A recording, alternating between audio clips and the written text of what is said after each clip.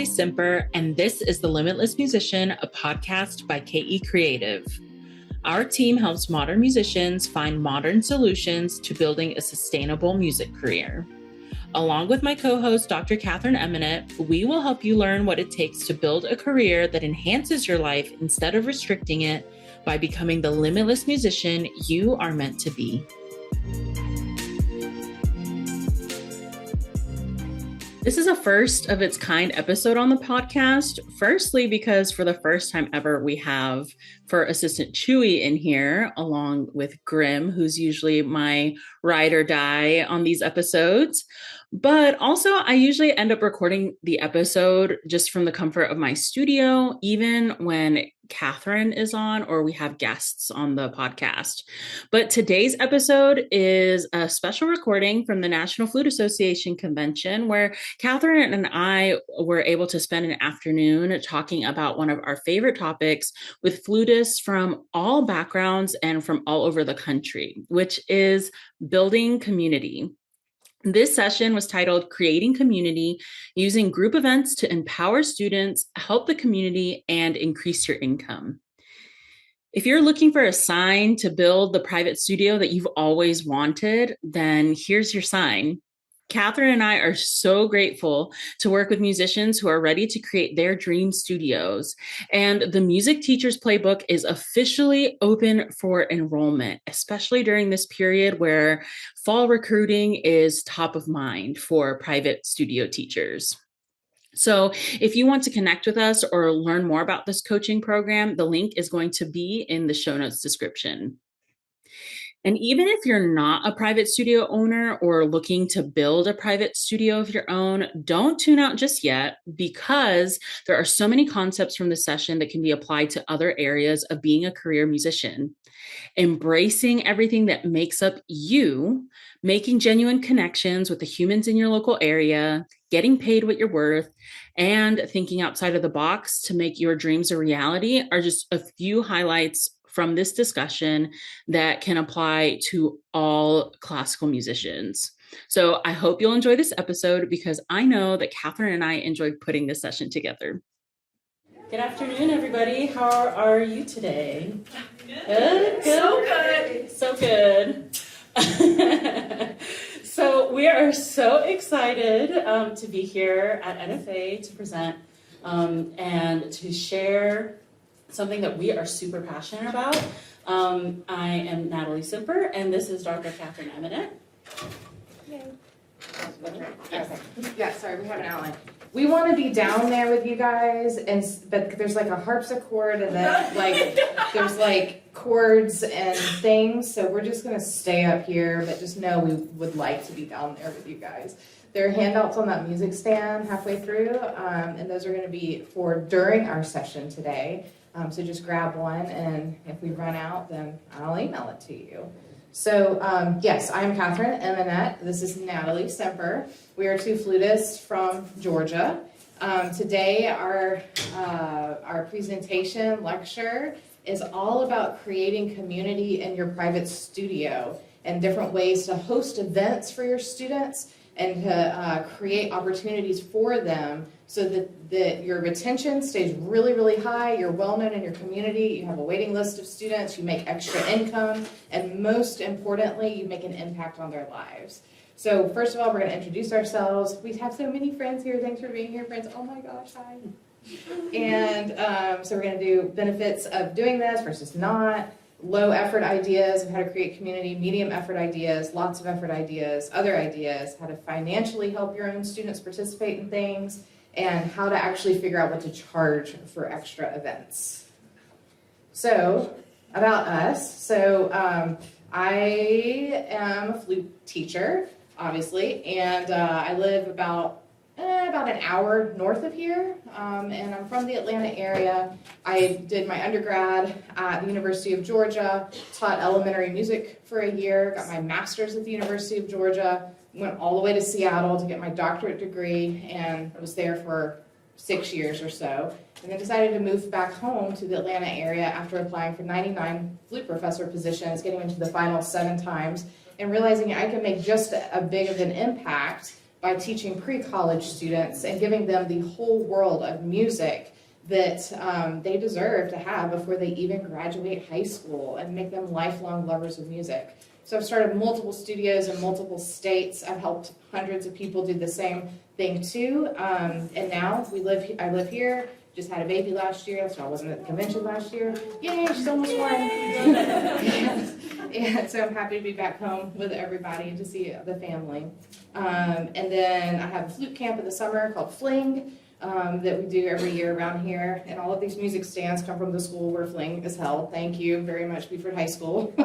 And yeah, it's a great job. I run an online company called KU Creative where we help musicians learn the business skills that they need to learn to be successful and thriving in this current environment. And I'm so lucky to have Nathalie Simper, who was in the Music Teachers Playbook. She's a grad. She's now been a coach with me for our people for like 2 years. Oh my gosh, time flies. So she's going to introduce herself. All right, so I'm Nathalie, and like Katherine said, we see so many friends in the audience, and we hope that if we haven't met you yet, that we can be friends after this.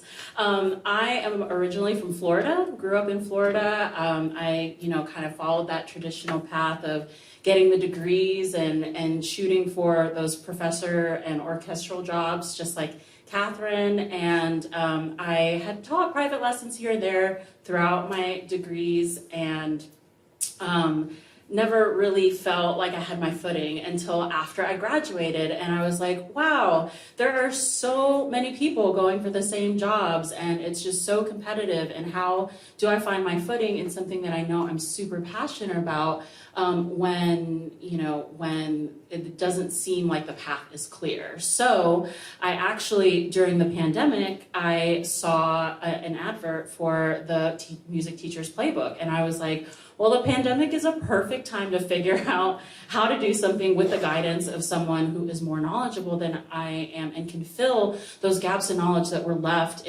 from my music degrees and my training. So from there, I learned that being a private studio teacher and owner was more than just about having the passion for music and being a strong performer, a strong educator, that there are a lot of other things that go into building and making your studio thrive that sometimes are scary topics like business and marketing and networking and all of those things, and that it didn't have to be scary. I could find a way that really felt authentic to me and that could help me make an impact with the students that I was working with. So I'm a recent Atlanta resident now. I live about an hour away, not too far from Katherine. I have 3 rescue dogs, and you're going to see quite a bit of photos. You can see 3 of the 3 of them in the corner over there.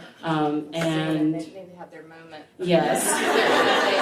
This is their 15 seconds of fame. Chewy is at the top. The bottom is Grim, and he is the official studio mascot and unofficial emotional support animal for all of my students. And then Teeth is, he's got a great personality.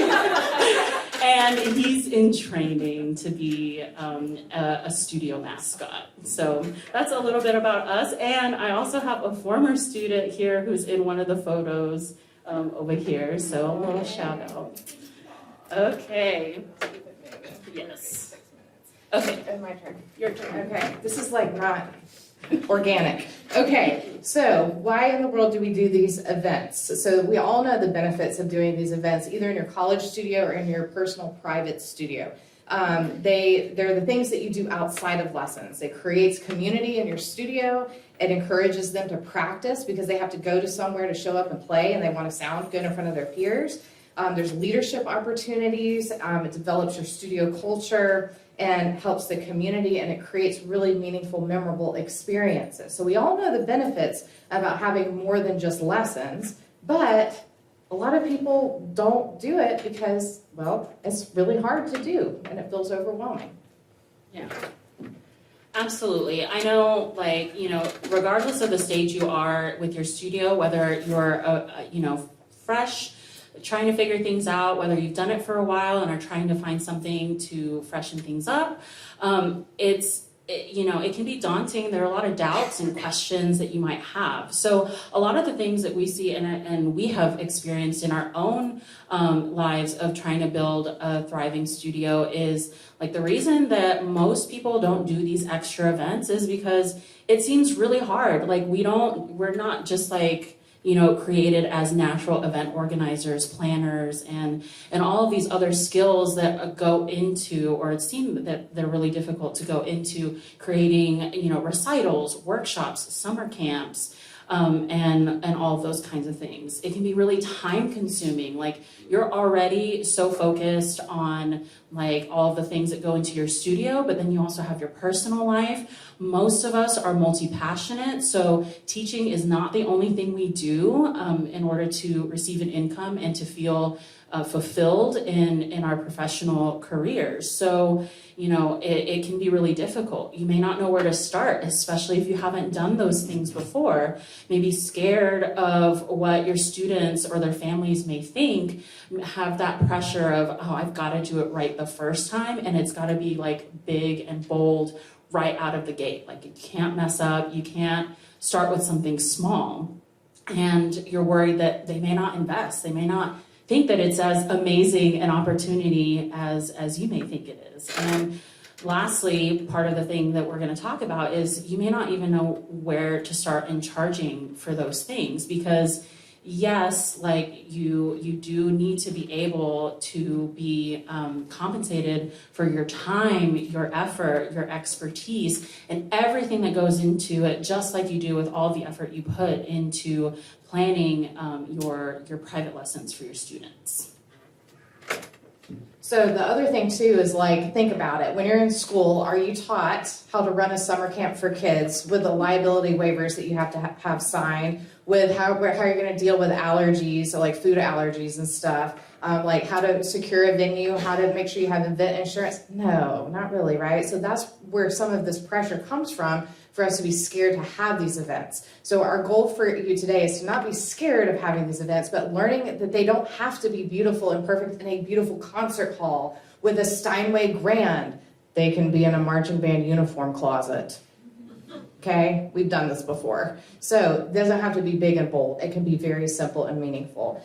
Okay, so the first thing that we have to think about whenever you are thinking about coming up with events or having different types of things for your students in your studio is, what is your studio identity?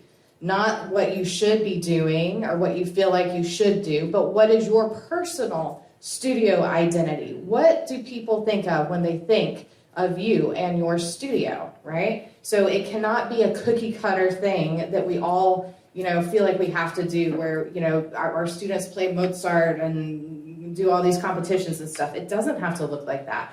It can be very personal and very, very, meaningful to you personally. So these slides show a little bit, these pictures show a little bit of our studio identity. So if you ever think about like people in our community here in Atlanta, they know I have a giant stuffed bear that is dressed up as whatever we're talking about. Right now, he's actually Pythagoras because we're doing music theory. Because like I didn't know Pythagoras was like the beginning thing of music theory, but he is. In this situation, he was Firebird because we were learning about Stravinsky.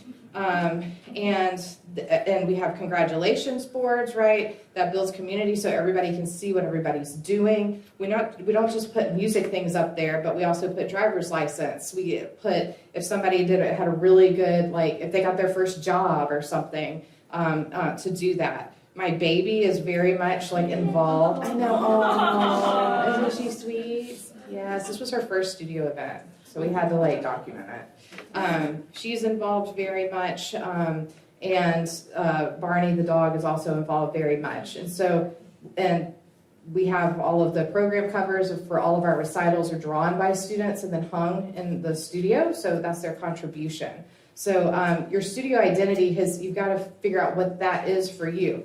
For me, it is a very warm and welcoming environment. Students are very much participating in it. It's not just me telling them what to do. I'm inviting them to participate in it and have ideas. I think outside of the box. I really make the topics that we cover engaging and fun. So I know that about me, and that's what people expect when they come and they send their students to me.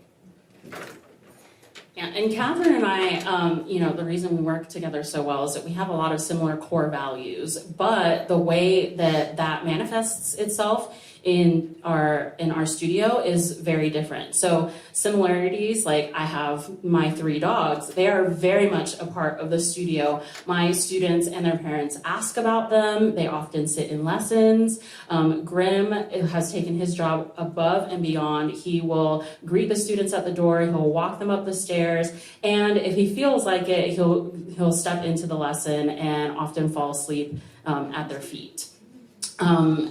Currently, this school year, I've had this Korg metronome. I'm sure it looks kind of familiar underneath all of the felt.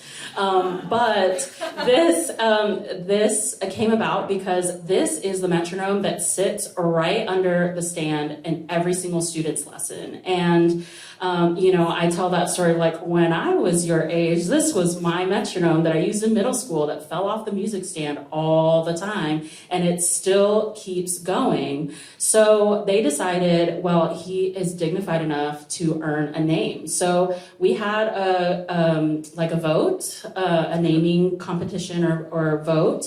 And they decided his name is Grok, and they decided that he was a caveman because, according to them, he is as old as me, and I do not want to disappoint them and tell them that I am older. So this is Grok, and when he's on and really doing his thing, he's got tuner metronome eyebrows, and he looks like he's like kind of judging you and like, you better play on tempo. So that's a little bit about what we do and how our studios, we foster that warm, welcoming environment, being yourself and getting students to motivate themselves to do more than just show up and practice their assignments. And we do them in very different ways. So as you're thinking about your own studio, think about the things that you love. I love to bake.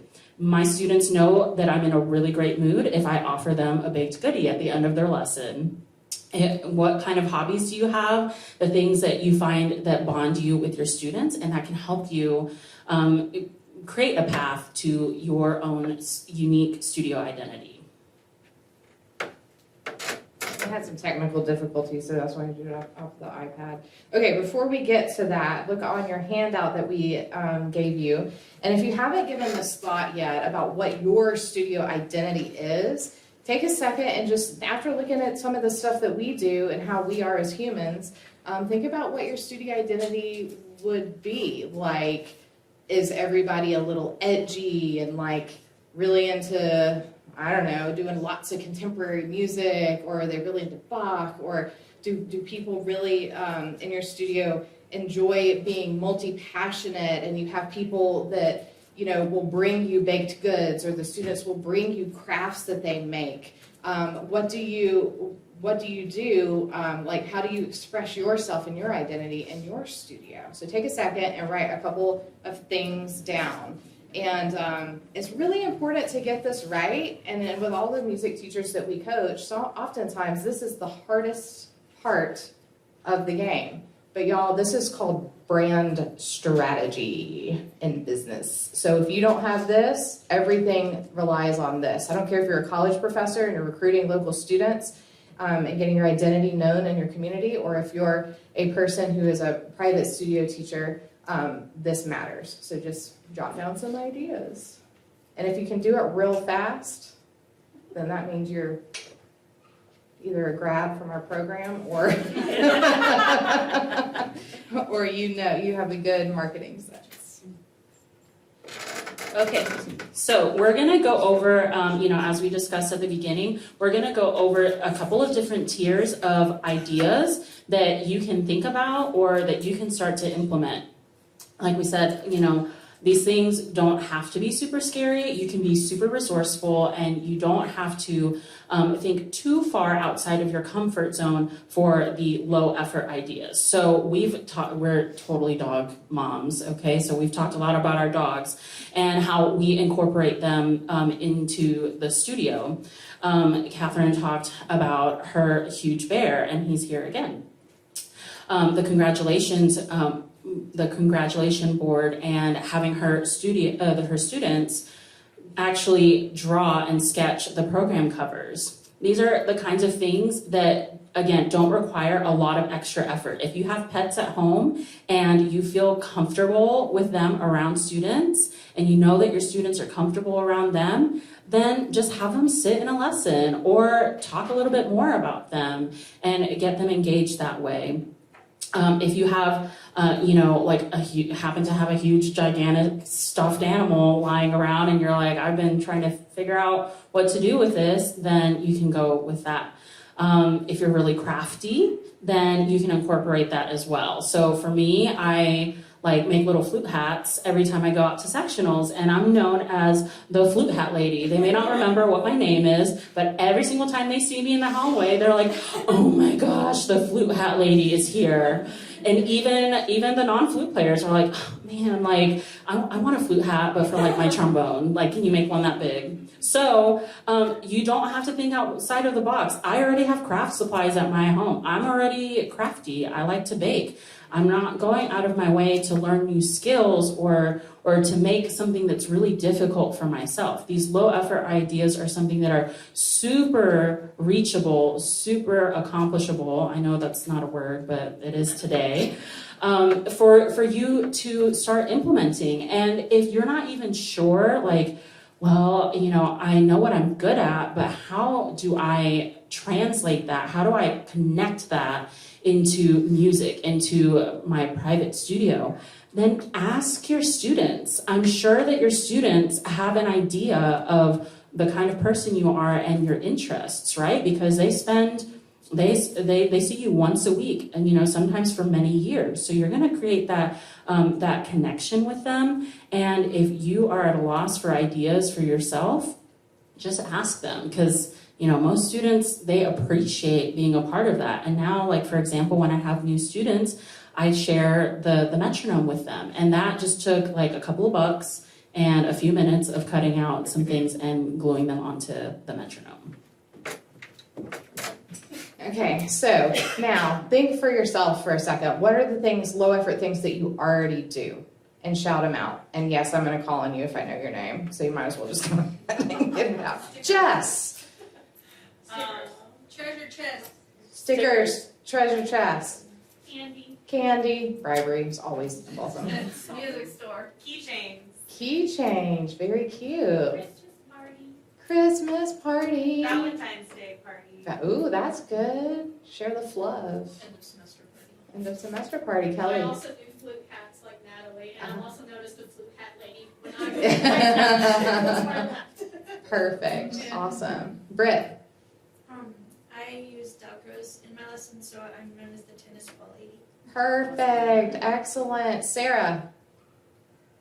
Sarah Richards. I already said music store. Oh, you did. Oh, music store. Okay. Yeah, she's got a little Oh, yeah, system. Yeah. Music Excellent. bucks and Yeah, that's super fun. box. Bach box. Oh, that is clever. That's really good. So, yes. I use games sometimes. Yeah. I also created a practice plan Uh-huh.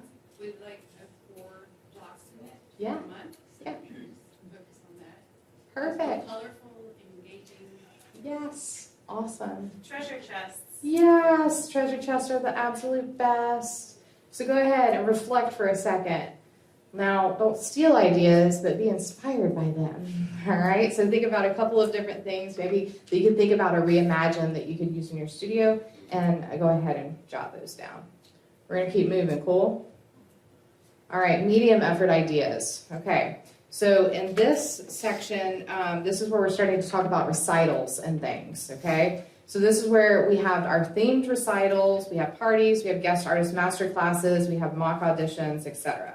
So Nathalie and I both do Halloween recitals, which are really, really fun. and everyone dresses up all the time. I rent a room in a senior center, community center, for my Halloween recitals, and these days we actually have them on my back patio at the end of October, and the parents sit out in my yard, and I roll my upright piano out there, and then it's all decorated for Halloween, and it's really fun, and the parents have pom-poms to cheer their kids out, and I have this like a fog machine for like when they enter, and like strobe lights and stuff to like make it a thing. They're like, yeah. But I'm like, no, you're doing it anyway. This is our tradition. And then Nathalie has her Halloween recital also too, that she does every year. And don't your students vote on what you and your husband are going to wear? Yeah. Last year we were M&Ms, green and blue M&Ms. And then the year before, in this picture actually, I was a koala bear and my husband was a tree. And we couldn't find like a cool looking tree, so he wore a t-shirt that said, "Pretend I'm a tree." Yeah. And then, Katherine mentioned parties and stuff. We heard some ideas of like a Christmas party or a Valentine's party. It can be a holiday party, or it can be like your own studio flute holiday party. For example, every single year, the first Friday of December, kids are still like way crazy busy with all state auditions and with finals and stuff. They need something where they can turn off their brain and just not really think too hard for a while. So they come over. We have a sweater contest, and I have them vote on the categories based on the sweaters that show up. Some of them make their sweaters, some of them buy them. We do like a baked goodie exchange. We sit around and make all the flute hats, and we listen to holiday music. Super simple. Super inexpensive to do if you're using things around your house or using things that you already on a personal level, like for yourself or your household, are purchasing. Yes, and it's like maybe 2 hours out of your day or whatever to have these things. And what you're doing secretly is you're creating your culture, right? You're creating your culture. You listen to your students, you engage with them, you hear about what they're talking about. You definitely lurk some and like get all the gossip and everything. And then that's where you can start structuring your ideas of different things that fit your students that would be really fun for them and making a memory. This is how you prevent students from quitting. If a student feels like they belong to something, they're not going to quit lessons or they're not going to quit anything. That is why it's so incredibly important to build the culture in your studio so that you don't have students that quit, that they feel like that they're really, really involved and important.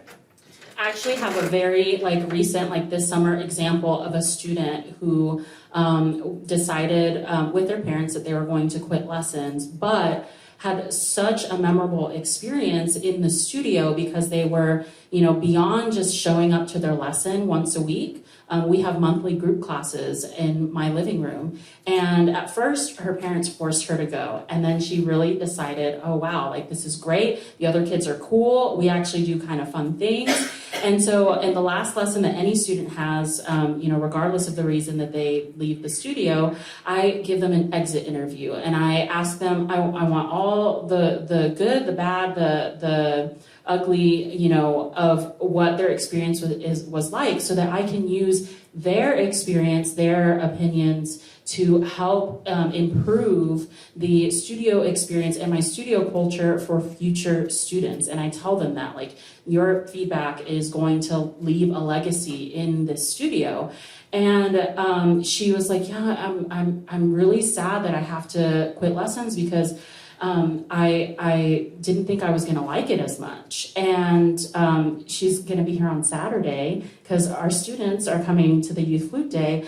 And she was like, actually, after talking to my parents, they said that, they want me to continue lessons because of the social experience that they were getting. They were learning more than just how to play the flute. They were learning how to interact with others and to just be to be a person.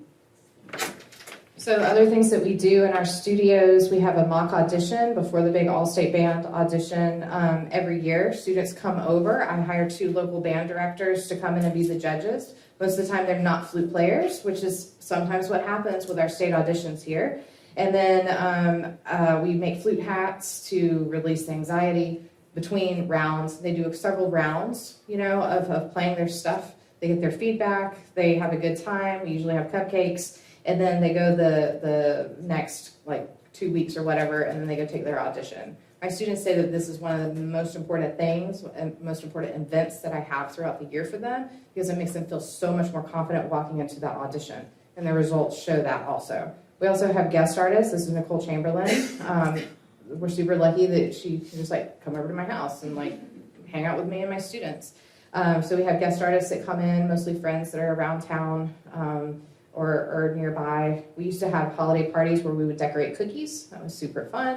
And so, yeah, these take planning and organization, but they're totally worth it. That QR code goes to our recital timeline. So if you've ever been stressed out about creating a recital for your students, it's also on your handout on the back. This is one of the materials we use in our program, but it just gives you an idea of how far in advance to start planning it, how to plan it, where you need to have it. Your recitals do not have to be fancy. Mine's in my backyard and for Halloween. I've had recitals before in students' houses because they have a nice big open room with a piano in it or a keyboard. So we all just go over to their house for their recital. It does not have to be grand. It does not have to be expensive. The point of it is that they get a performing experience and that they get a learning experience. That's the point. It doesn't matter where it is taking place. So just keep that in mind. Don't get blocked by this thing that has to be in a concert hall. So what are your ideas for medium effort? What have you done with your students? Recitals, I'm assuming. Yeah? Has anybody had a themed recital? May the 4th be with you. I love that. Oh my gosh. I would be Chewy. Okay, what else? I did a May Day recital and we made May Day baskets. Oh my gosh. And we made them out of really old piano music that was disintegrating so you couldn't use it. And I got it for free, these huge books, and we just rolled them up and made. Wow, that's a clever idea. Yeah. Yeah, we sometimes make snowflakes out of old pieces of sheet music. Hang up around Christmas time. Anybody else? Medium effort ideas? Pickles and pizza party. Pickles and pizza? Pickles. Pickles. If you Oh. put together, if the kids love pickles and you love pizza, it's kind of comical to bring them together. Oh, It's a small interesting. group, but they're younger kids. Very cool. Very cool. Yes. So jot down some medium effort ideas on your sheet that you are thinking of or things that you already do. Now we're going to go to the hard ones.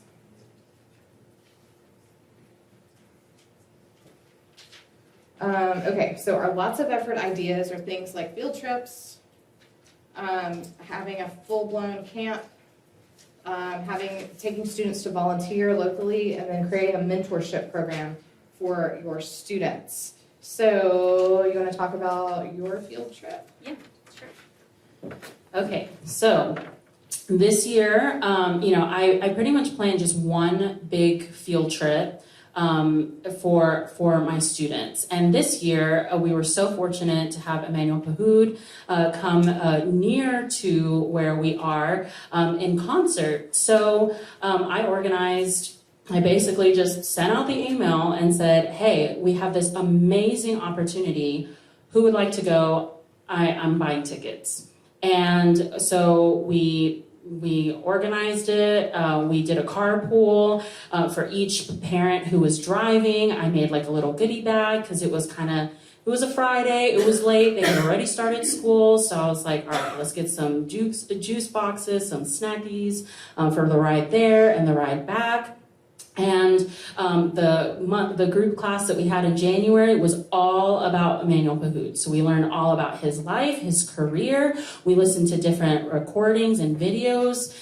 We had a discussion on how to listen to flute music, what we're listening for, how etiquette in attending a concert, and when I've talked to my students this year about what their favorite memory was, they're hands down, the really fancy guy's concert with the big gold flute. And they got to meet him. I had a student who was she was bugging out. She was like obsessed. He's like her flute idol. So she made a little bracelet for him, and we went as a studio. So his birthday was that week. So we made a little studio birthday card for him, and I chose her as the ambassador to give it to him. And she was like starstruck. She's like, here.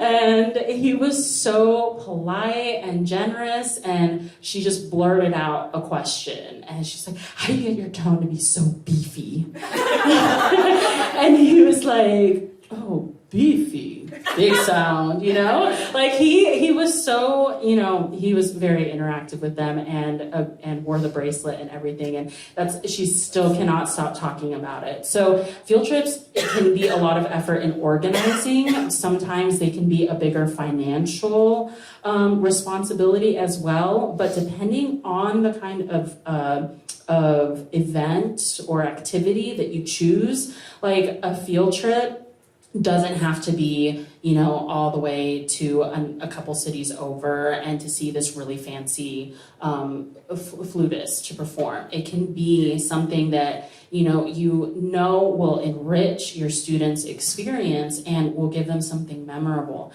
You know, one of the things that I've done in the past was like sight reading Christmas carols at a local bookstore. We were supporting the local business, and we would come for a few hours. My students would just come, you know, whenever they could, and sight read with whatever level of students were there. And they would also, like when they were done, you know, wanted a break from playing, they would go to the children's section of the bookstore and do a reading circle with some of the younger kids who were coming through the bookstore, and that was like a field trip. So you don't have to spend a lot of money, and you don't have to go too far from home.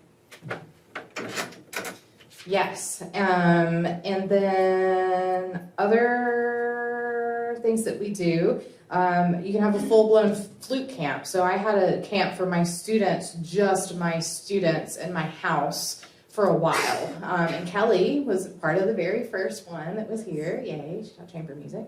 And so then people started asking in the community, like, can my students come to that? Can my students come to that? I was like, oh my gosh. So we figured out a way to make a flute camp in this area that is affordable for kids to come to, that is housed at a beautiful high school, which is where the music stands for the convention are coming from. And some of my, like half of my students go to that school, and had a really, really great relationship and community with that program, that band program, in order to create a full-blown 4-day camp for kids with guest artists, master classes, participatory classes, all of that type of thing. And yes, it takes a lot of effort, but it is in service of the community and to give them an experience that they're not going to get unless you create it for them. So that is why it is so important to do this, to create these opportunities for these students. We also do some types of volunteering. Every year I take my students holiday caroling at retirement homes or senior centers or hospitals, and I make the students go up to 3 residents after they're finished playing and talk to them, right? Thank them for listening, ask them about what their plans are for the holidays, you know, anything and everything, and it is a requirement, and they absolutely love it. That is one of their highlights of the year. And then the next day we have a friends and family concert where we have hot chocolate and donuts, and everybody wears their other sweater. My dog dresses up like Santa. I got to figure out what the baby's going to be this year. And it's just a really fun time to relax as we move into the holidays for them. Not for me, because I'm playing 13 Nutcrackers in between all of that. But anyway, we figure it out every year somehow. And then we also have mentorship programs that also are a little heavy effort. Yes, so I currently have a mentorship program in my studio. I have, as far as the littles, a wide range from 7 years old all the way to 17 for those students. So I'm very fortunate that the majority of my students come from the same middle school that feeds into the same high school. So what I've done is I've paired off high schoolers with a younger student, either the 7-year-old or the middle schoolers. And in the summer, some of them are able to come to each other's lessons. So currently with my 7-year-old, she's starting fresh from scratch. And I had a student who was really interested in mentoring and tutoring other students on the flute. So to give her experience, to kind of help guide her and educate her about what to do as far as the musical side of things, but also, how to be encouraging to someone, how to relate to someone and ask questions and communicate in that way. They've been able to create a bond. So now that 7-year-old, even though she's kind of an outlier currently in the studio, she's able to feel really connected to students that, can be twice her age at this point. And that's something that, even though it requires a lot of effort for scheduling, for, reinforcing and maintaining those relationships, financially, it's kind of low on as far as on this list of big effort ideas. And it helps serve my immediate community, because there is a culture that is being built for the flutists, that the high schoolers, they help, they mentor, they connect with the middle schoolers. So when it's time for them to decide if they're going to continue band in school when they go into high school, it's no question that they will, because they already have friends, they already know that they can relate to people who are there. So go ahead and brainstorm. I know we're throwing lots of stuff at you, right? So think about some of those big effort ideas, and think about the resources that you have at your disposal to make those things, start to come into a clearer picture. Okay, we're gonna move on so that we can really get to everything that we have for you, because it's a lot. Okay. Okay, so our other ideas that we have for building community that are pretty easy, is just showing up. Go to their band concerts, go to their marching band things, right? Show up for them, be there for them. That you wouldn't think it would mean that much, but oh my gosh, if they invite you to their soccer game, you go to their soccer game. They invite you to their band concert, you go to their band concert. It means incredible amounts to them that an adult person is that invested in them, because when do you ever get that as a kid, right? So showing up is very important.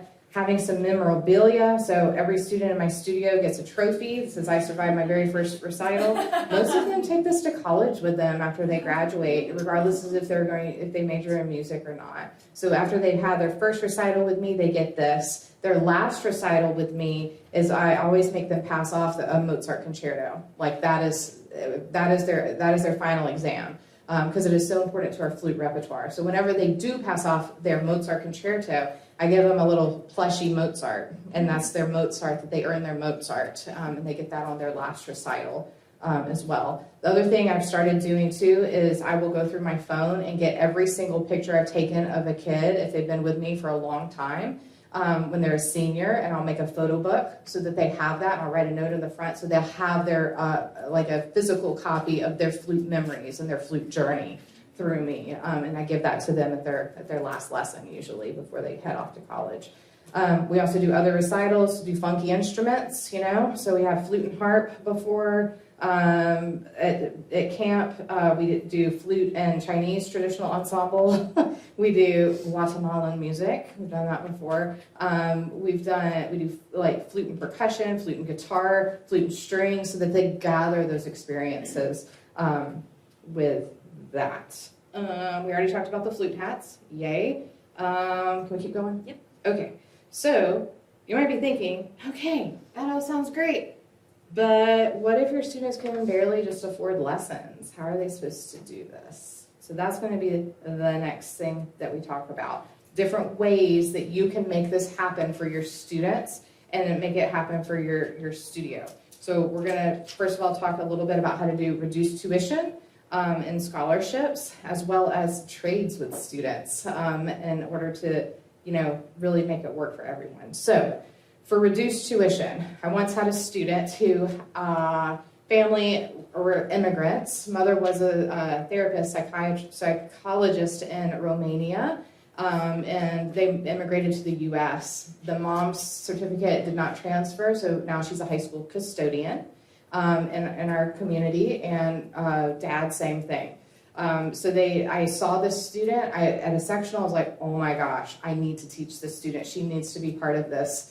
Family couldn't afford it, so I had a full studio already, and so she got a reduced tuition rate because I had enough financial stability to be able to do that and be able to, do really well. She was a salutatorian of her high school class. She's double majoring in flute and computer science. She just finished an internship at Raymond James in St. Petersburg, Florida, and had online lessons with me over the summer to prepare for stuff. And she could go on to be a flutist, but because of her family's background, she's choosing to go into computer science. And she was already offered a job that paid $75,000 starting salary as soon as she finishes her bachelor's degree. So that's why we do what we do, to get these kids through the door and let them know they can do anything that they set their mind to and help them become humans and to pay it forward also. Yes, and we do want to make sure that you are getting paid for your time. That but there are other ways. If you can reduce tuition, you can reduce it in exchange for something. I've reduced tuition in exchange for a student coming early to their lesson to help me walk my dogs before I start teaching block. I've done reduced tuition in exchange for a student helping me navigate making like social media posts for the studio. I've exchanged, oh my gosh, I'm drawing a blank. I've exchanged having them be an ambassador. So basically saying, in exchange for this, you're going to you'll perform at all of the events. You will have a student at a neighboring school that you mentor, and and most families, money is a difficult topic. A lot of families don't want to, who really want to get the most out of this experience with you. They may feel, a certain way about asking for reduced tuition. So if you see that there's a need and you see that there's something, a conversation there to happen, you guys can figure it out together. It doesn't have to be something, that's identical for every situation. If you have a relationship with their band directors, I've had band directors use band booster money or to recruit a sponsor who also sponsored their marching band to sponsor a student's lesson. So instead of the student paying, their family paying for lessons, the school was investing in them in that way. And like Katherine said, it's all so that they can see that there's value in what they're pursuing and making sure that you can make that a reality for them as well as for you.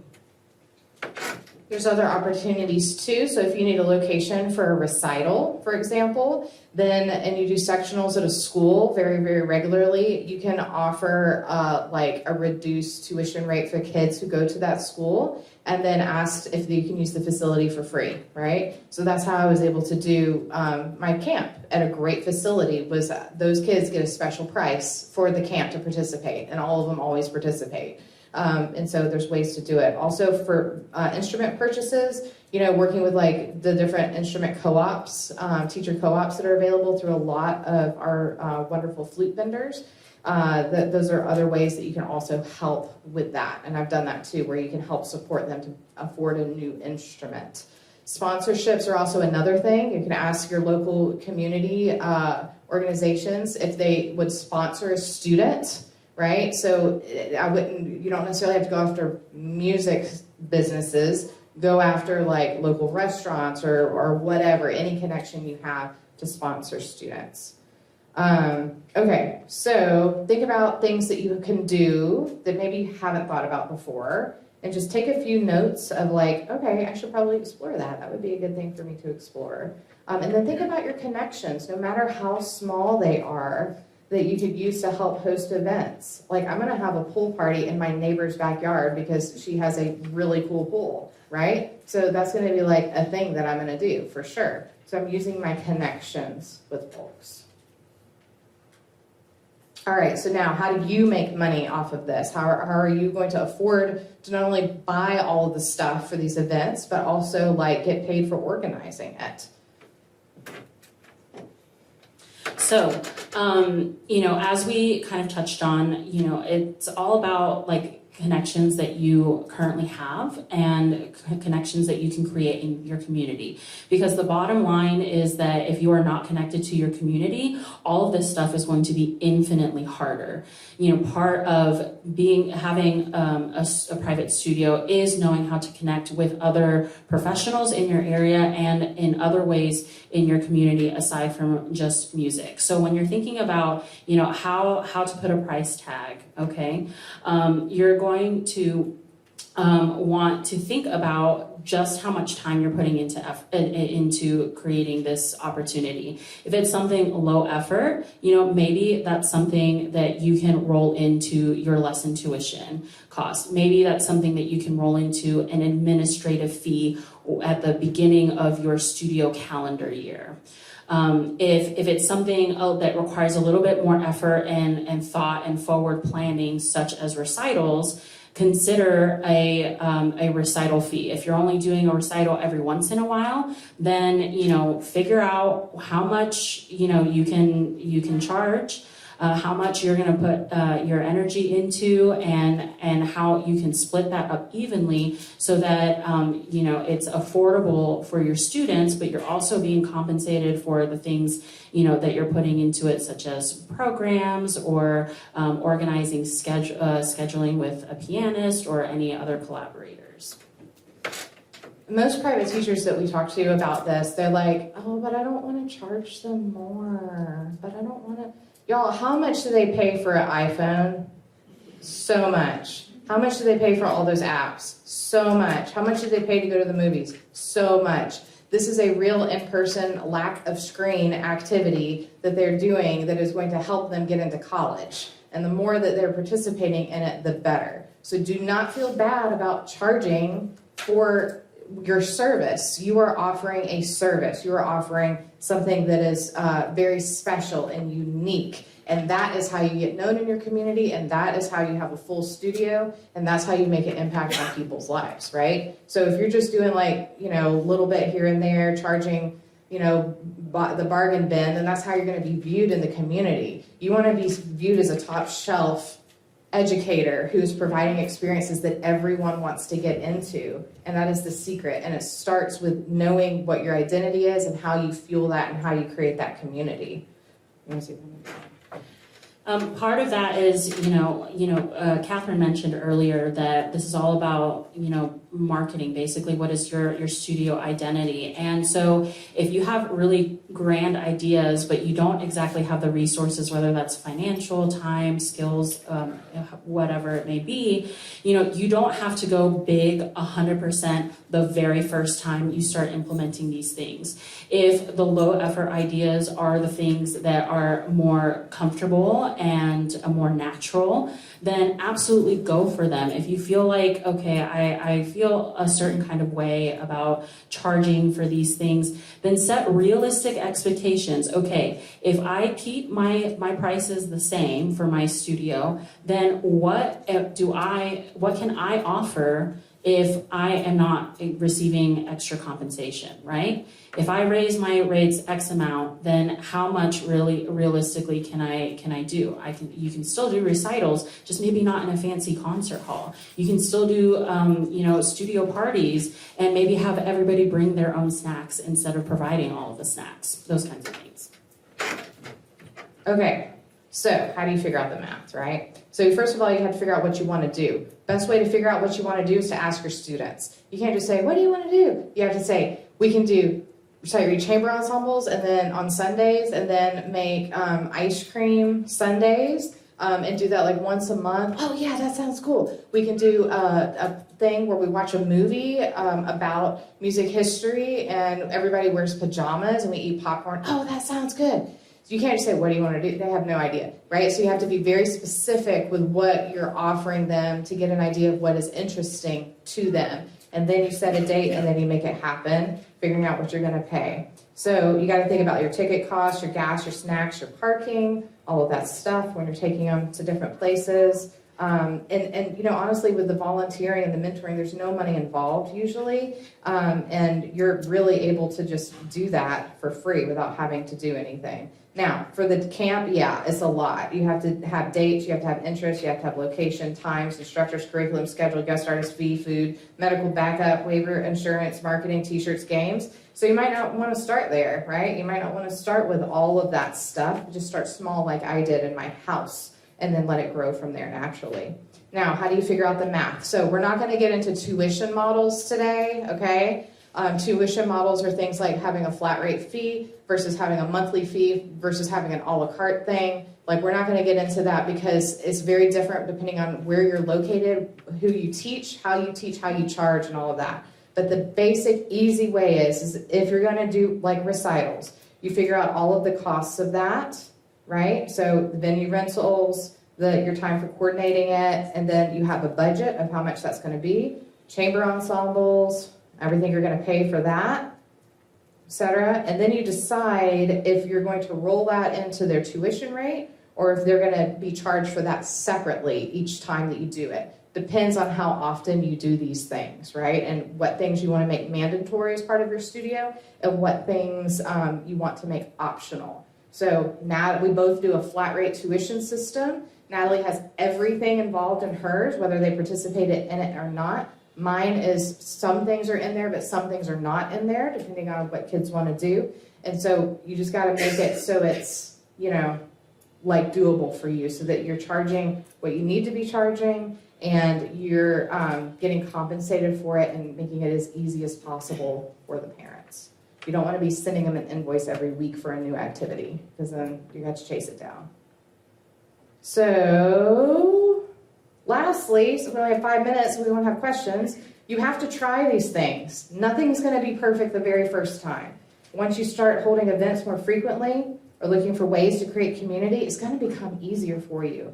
And you cannot give up if it doesn't work the very first time. You also cannot just say, hey guys, we're going to have this party and like 5 Fridays from now, I want you to come. And then they say, yeah, sure. And then you don't say anything. You got to create buzz. You got to give them a task that they're going to show up for. Hey, I need you to lead this game. Hey, can you make sure that you're her friend when you come to this thing? Hey, can you help me with cleanup afterwards? Make them feel included. Make them give them a task. That prevents last-minute cancellations to these things. That prevents parents saying, oh, we have to go to a birthday party instead, because the student will say, no, I'm in charge of leading this game, and I have to be this person's friend. I can't go to the birthday party yet. Let me go for an hour first. And then that's how you get them to show up instead of canceling at the last minute. We could go on for this topic for hours and hours and hours, but in a nutshell, that is how you create community and why it is so important. Ask us anything. We have literally heard it all. You want to talk about recitals? You want to talk about money? Anything? Burning questions. You have to have questions. Britt. When you work in a system a school system that has a lot of different auditions, so like they're just their you know what I mean? Mm-hmm. How do you fit in the extra themes? How do you have enough time in the lesson to incorporate the theme, like with your beer and stuff? Yeah. And make sure that you're touching any band music issue or auditions, solos? Yeah, all of the things, right? Covering all of the things. Every single one of my students know exactly what I'm going to ask them the first 5 minutes of their lesson. Okay, so how are you doing? What's the drama? What's the tea? What's going on? How was the AP Psych test last week? You know, all of that. And they're going to just like spill it out, just like let it all out. They're going to tell me their wins, their things that they're not feeling great about. We talk about flute. How did flute go? It was just okay. Okay, so let's review what we talked about last week. Who was the bear dressed up like? Oh, like Pythagoras, a squared plus b squared equals c squared. Y'all, I can't remember. I can't believe I just remembered that. Like math was like a long time ago. And then you're like, yeah, why is he important in music? Oh, he invented music theory. Okay, week 1, check, done, moving on. what is music theory, right? And then we go into, usually I make them play their fundamental stuff, and then their solo, and then their audition stuff, and then we sight read the stuff they're gonna need to work on and learn. The next lesson, okay, who's the bear dressed up like? Oh, Pythagoras, okay, what did he do? Okay, what did he invent in music? Okay, what is music theory? Okay, great. So one aspect of music theory that we all need to know is about key signatures. So the order of the flats and the key signatures is this. Here's the silly sentence to think about when you're doing that. This is how they go on the staff. Can you write that 3 times for me? Great, excellent. And then you move on to the rest of the stuff. So usually my big topics are semester long, because I do very, very short, quick things, but it just compiles. The more you repeat things, the more it's going to, and they're never going to forget about Pythagoras now, that's for sure. Nor will I. Okay, yes? What is your experience teaching adult amateur? Oh, it's so fun. You want to go? Yeah, Okay. sure.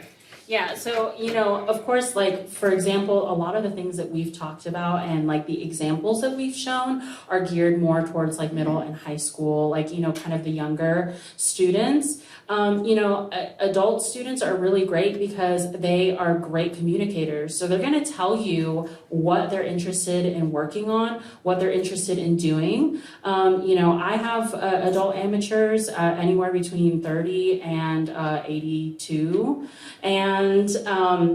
And I've had them participate in recitals. Now, have I had them dress up in costumes and do the same things that my middle and high schoolers do?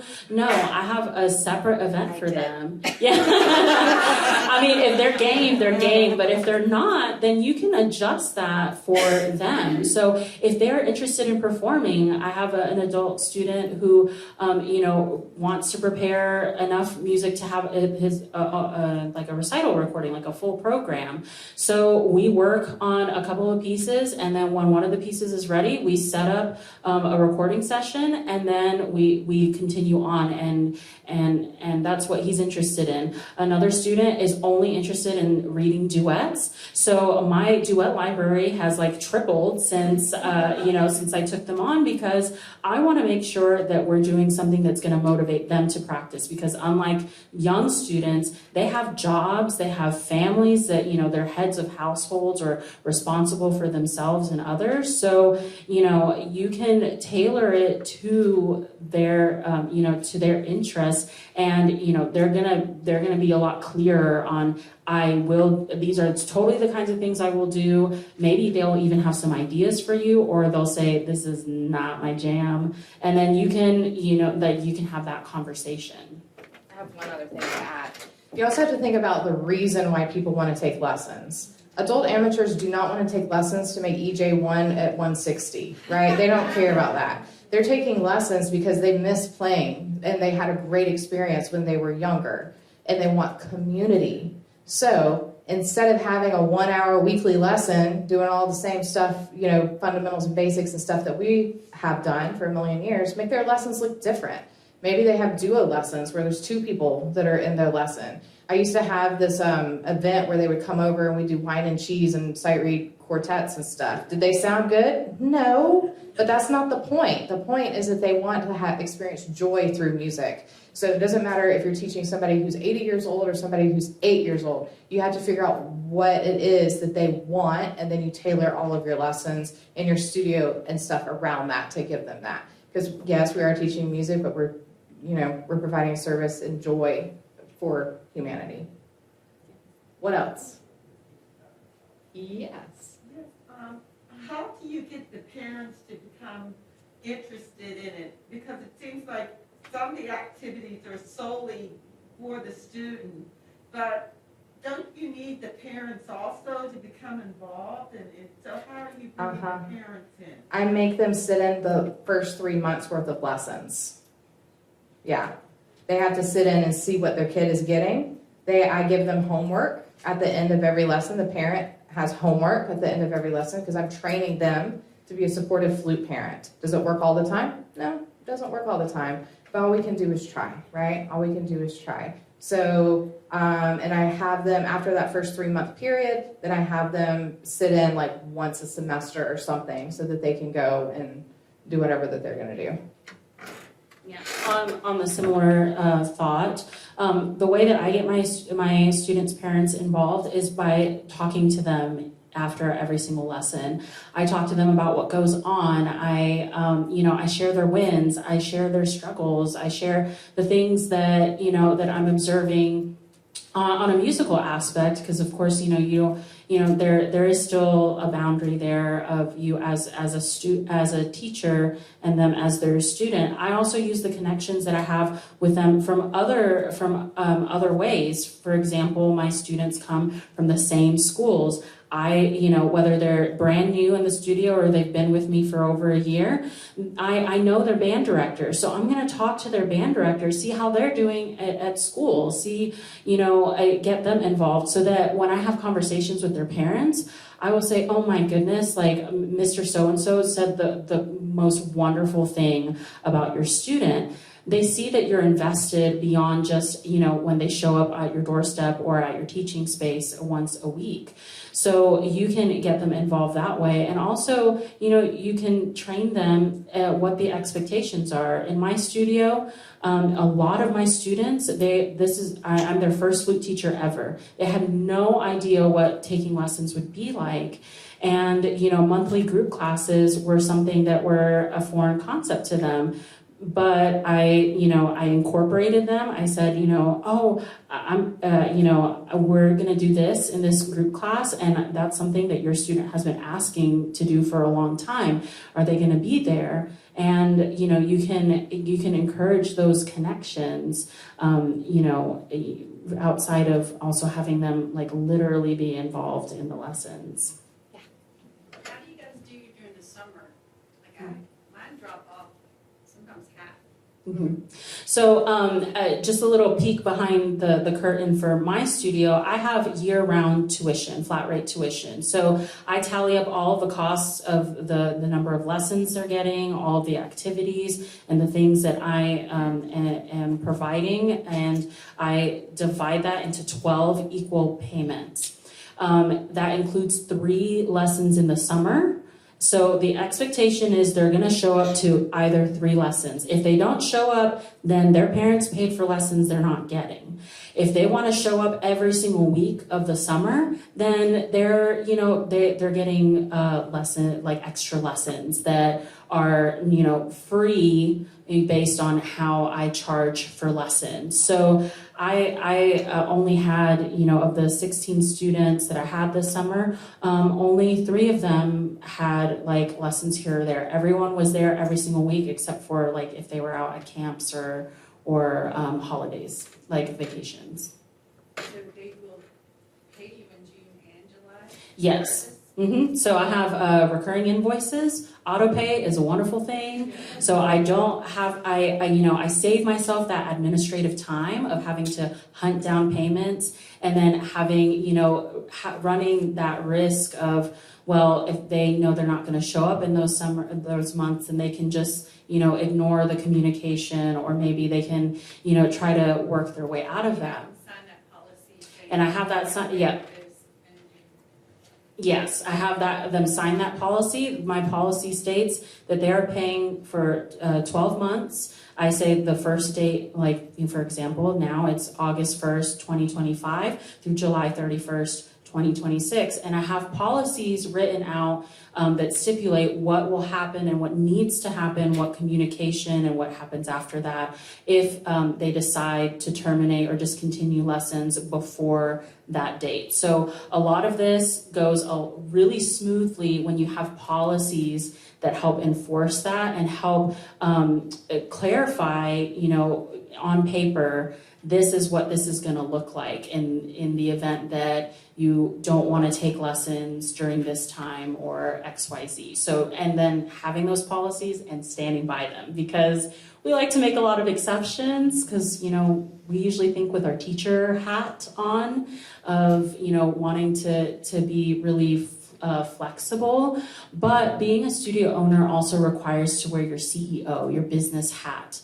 And so balancing them can help you have, strong policies and boundaries about what will or will not happen in your studio without it feeling like they're signing a whole legal contract, right? Because that's the kind of thing that we kind of, as musicians, we're like, oh, I don't want to deal with that. I'm worried about how that might be perceived. Yes. When you're doing it, that's why it's so important to have a rock solid studio policy, right? So, and you have to train the parents about your studio policy. You can't just send it to them and expect that they're going to read. Nobody reads, right?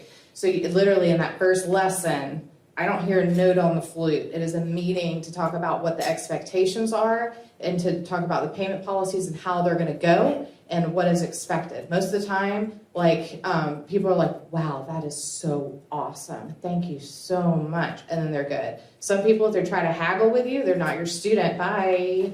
And then you'll hear back from them later on once your current studio is like killing it in all the state auditions and stuff, because this is how you get them to that point. So yeah, and the way you explain it to parents, if you have soccer 4 days a week, do you get a refund or a makeup for missing one? No. If you're signed up for a semester of ballet classes and you miss a class or a rehearsal, do you get a makeup for that? No, you don't get a makeup for that. So that is why when you run a studio like how we do, it's more than just lessons. It's more than just lessons. It's a program. It is a program that is providing education just like a college. And just like colleges have tuition statements, we have tuition statements too. If a college student doesn't show up to class, they still have to pay for it. Same with us. And that's the tricky part for musicians, is to get it locked in like that. Mm-hmm. We have to wrap it up. Any other last questions? We'll take one more question. Yes. How do you take payments? Do you use a system? Do you Oh, yeah. write receipts? How do you do it? Stripe is a beautiful thing. And and so we both use Wix websites, and that's what we train our people to use when they're designing their sites. And so there's a function in there to create invoices, link your Stripe account to it. Any of the transaction fees are tax write-offs because they're business expenses. And you can also add that transaction fee to the monthly tuition statement if you want, to help cover that cost. And in Wix, you just set it up for the invoice, you put in all of your students in there, and you put whatever their monthly tuition is, or however you do it. And then at the beginning of every month, you just do the thing, send it to them, have a really important payment deadline. They don't pay by the third lesson of the month, they get slapped with a $20 late fee. Oh, but I didn't know. Yes, you did know. We talked about this on the very first thing. And I always give them the first one, I'm not going to charge them the $20 the first one. And I tell them, you're new to our studio. I know you're getting used to this thing. I'm happy to do it the next time, but the next time I will put that charge on there, and they understand. If you cancel less than 24 hours for a doctor's appointment, right, you still have to pay, right? So that's kind of in our culture what we're used to doing. And then I will say, for example, Wix, that's something that we use in other parts of our studio. So the expense to have a subscription or a membership for something like that makes a lot of sense for how we run other aspects of our studio. If you can get as simple as just a pen and paper invoice, and just keeping track, having a shoebox with all of your documents so that come tax season, it's you have the paper trail there for your finances. There are also free limited platforms like Wave or Xero, Xero, where you can send electronic invoices and then manually record that that payment, so that when you do have to document or keep track of your finances for your studio, because that's something you have to do as a business owner or a self-employed person, then you have that set up so that it's easy to follow. Because we didn't start out using those kinds of things. Yeah. We started out with pen and paper. And then as our studio evolved, as we evolved as professionals and figuring out what really, how to run our studio in a way that enhances our lifestyle instead of dictates how we live outside of the studio, then that's how you can figure out, what resources and additional things that you want to use to help you do those things, such as, keeping track of payments. Okay, well, we are all wrapped up, but, I'm sure we're going to see a lot of you around this weekend. Please please say hi. We'll stick around a little bit to say hi too. If you have any other questions or anything that you want to talk about, our contact information is here. If you didn't download or see the QR code for the recital timeline, it's there. You can find Katherine on Instagram as Katherine Emeneth. And you can check out her website about, her private studio, the Georgia Flute Academy there.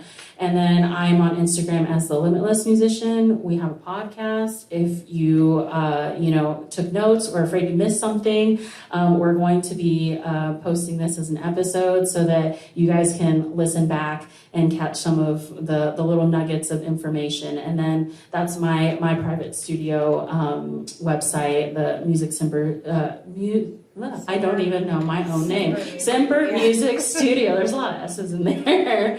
So thank you so much for coming. We want to thank the program chairs as well, Mariana and Christina, and they're doing such a wonderful job this weekend. And I hope that you guys have a great rest of your convention.